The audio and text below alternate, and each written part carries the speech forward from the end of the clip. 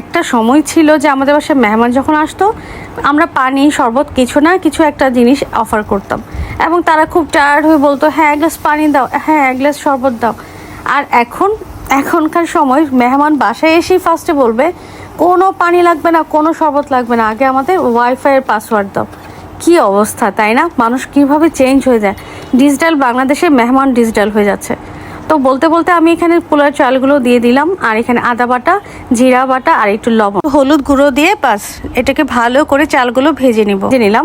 ভাজার পরে এখানে একটু গরম পানি দিয়ে দিলাম, গরম পানি দিয়ে জাস্ট দমে বসাই দিলাম। এই তো হয়ে যাচ্ছে আমার এটা মজাদার। এটাকে আমরা আসলে চাল বিরান বলি, আপনাদের ভাষায় কি বলেন সেটা অবশ্যই আমাকে লিখে জানাবেন। তো এই দেখেন কি সুন্দর করে আমার চালগুলো ফুটে যাচ্ছে, এবং আমি 2 পট চাল নিয়েছিলাম এবং 2 পটের সাথে 4 পট পানি দিয়েছি। একদম খুব সুন্দর করে চালগুলো হয়ে গেছে। এই তো পাশাপাশি আমি আলু দিয়ে মুরগির মাংসটাও রান্না করে ফেললাম।